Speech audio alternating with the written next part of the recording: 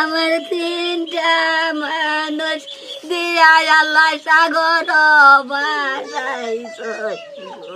বিদ্যুৎ অফিস সহকারে যত প্রশাসনিক কার্যক্রম অফিস আদালত আছে, এই সঠিক বিচার যদি আমরা যদি রফিকের না পাই, তাহলে প্রয়োজনে আমরা এইগুলা গেলাও করবো এলাকাবাসীকে সাথে নিয়ে।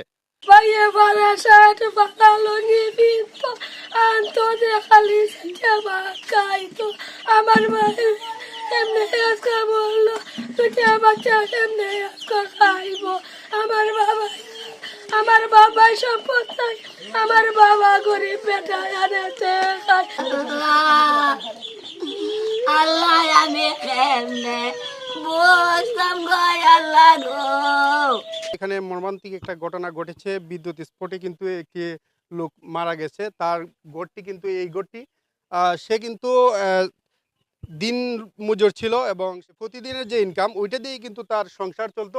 আপনারা ঘরের অবস্থাটি দেখে কিন্তু বুঝতে পারছেন যে তার যে পরিবারের যে অবস্থাটি আপনারা হয়তো উপলব্ধি করতে পারতেছেন। রফিক কিন্তু চলে গেছে চিরতরে, সে আর হয়তো আসবে না। তার দুটি বাচ্চা কিন্তু এখন অসহায় হয়ে পড়েছে, তাদের এই পরিবারকে দেখার জন্য আসছেন। তাদের সাথে আমরা কথা বলবো, আমাদের সঙ্গে থাকবেন। দুঃখের বিষয় হলো একটা শত্রুকের পারিপার্শ্বিক অবস্থাটা একেবারে নিম্ন স্তরে, মানে দরিদ্রতার একবারে নিম্ন স্তরে। তার দুটি সন্তান এবং তার স্ত্রী অন্তঃসত্ত্বা গর্ভবতী। তার একটি ছেলে সম্ভবত 3 বছর 3.5 বছর বয়সের এবং একটি মেয়ে প্রায় 1.5 বছর বয়সের এবং স্ত্রী অন্তঃসত্ত্বা। এই পরিবারটা চলার মতো কোনো পরিবেশ নাই। আমার ভাই দুলা গেছে খান্দা কুটি, আমার দ্বারা গেছে পর বোন, আমার ভাই নাই, আমার ভাই নেই, আমার ভাই মারা গেছে। এমনি মারা গেছে দূর চাইতো, আমি বার থেকে খান্দা কুটি আইসি এগিয়ে দেখি আমার ভাই লাশ। আমি ওইখান চাই আর কিছু চাই না। আমার ছেলে তো হইতো না, আমি বিচার চাই আমার ছেলে এমন না এমনি বাঁচত। আমার পোলাটারা মারছে তারা আবদ্ধ বিদ্যুতে, আমার উৎকেন্দ্র বিচার চাই আমি। আজকে রফিকের মৃত্যুবরণ হয় নাই।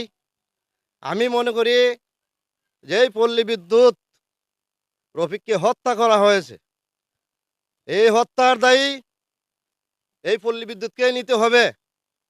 যদি এই রফিকের মৃত্যুর বিচার আমরা সঠিকভাবে না পাই, তাহলে এলাকাবাসী মিলে নারী এবং পুরুষ সহকারে আমরা রাস্তায় নামবো, মানববন্ধন করব।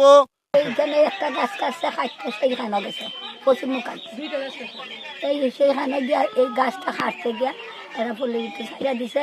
আমার ছেলে মারা গেছে। আমার দুটা নাতি, একটা নাতি একটা নাতি।